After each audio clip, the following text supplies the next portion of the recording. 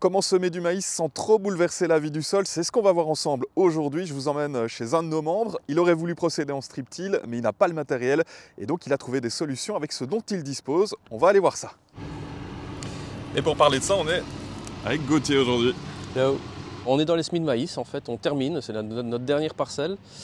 Donc voilà, vu les conditions de l'année, on a tendance à travailler assez bien du matin pour essayer de garder cette fraîcheur, notamment cette année qui va être sans doute hyper importante. On essaie de travailler sur la manière de pouvoir réduire le travail du sol justement pour éviter le dessèchement des profils, tout en voulant essayer d'éviter l'oxygénation pour stocker encore plus ce carbone, quoi. Donc l'idée ici, on était sur un couvert qui était semé au direct avec un avatar sur les étals de céréales, un couvert long, composé de 6 ou 7 espèces. Il y a une partie de céréales, donc avec de l'avoine, il y a eu des légumineuses qui sont déjà à mon avis là, bien digérées. On a eu un peu de crucifères, donc on a tout un mélange avec 5 espèces, 5 familles différentes qu'on a laissé vraiment. Le but ici était vraiment de le laisser partir au maximum de carbone.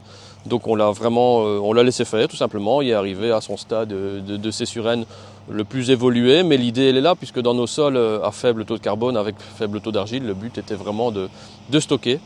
Et donc je préfère laisser vraiment monter en tige et avoir le maximum du céssurène, quoi.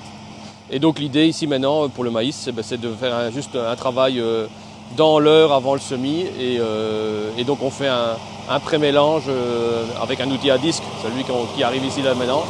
On fait un passage à 10 cm qui permet de faire un pré-mélange, de casser pour éviter de pouvoir semer parce qu'on n'est pas équipé avec le semoir pour pouvoir semer dans des débris végétaux. Je me base toujours sur le thermomètre pour pouvoir prendre la décision de semis ou pas semis.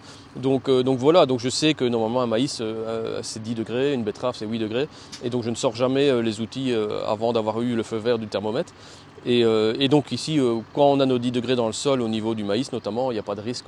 On sait que souvent la structure elle est top, quoi. Donc, et puis, il ne faut pas oublier que moi, mon gros marqueur de structure, c'est le couvert. Le couvert, il était super homogène, il n'y a eu aucun effet vague.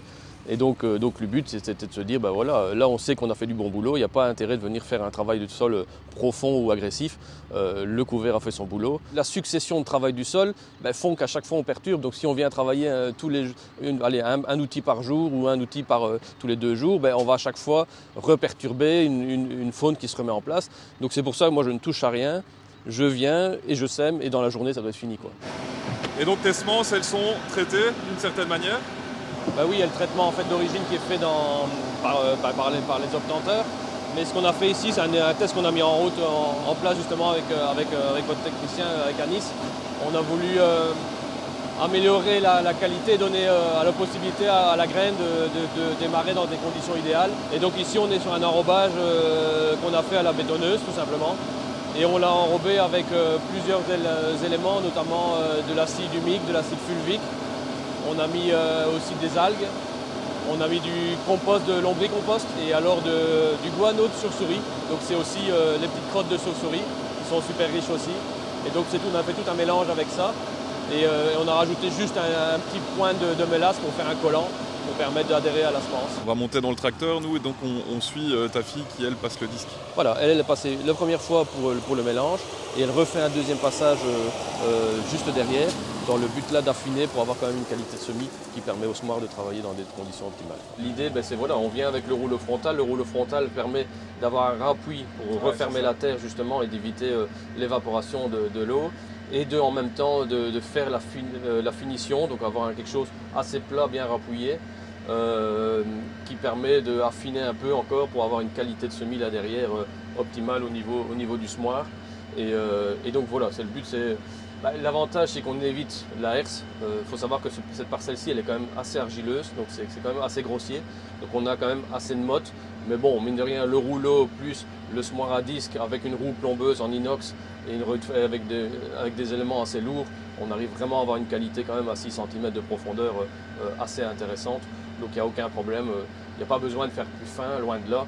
Je veux dire même, j'en serais un peu malade de devoir sortir l'axe rotatif parce qu'on va venir mouliner, on va venir déstructurer, décarboner et alors tuer encore cette faune, quoi. On sait toujours, cette rotative, c'est minimum 70% de vers de terre en moins. Donc voilà, on essaie de l'éviter autant qu'il y a moyen de l'éviter. Et le fait de condenser vraiment le travail du sol et le semis, c'est encore une fois de se dire, voilà, on vient perturber à un moment donné, mais par contre, dans la journée, c'est fini. Et elles sont reparties pour quelques mois de pause avant la récolte de maïs et le semis de céréales, si ça vient derrière, quoi. Une spécificité aussi, on sème du maïs, mais avec un semoir à betterave. Donc ça veut dire qu'on est sur un interligne de 45 cm. L'idée, c'était d'utiliser le semoir pour la polyvalence et de ne pas avoir des machines complémentaires. Et j'aimais toujours bien avoir cette répartition un peu plus homogène des graines.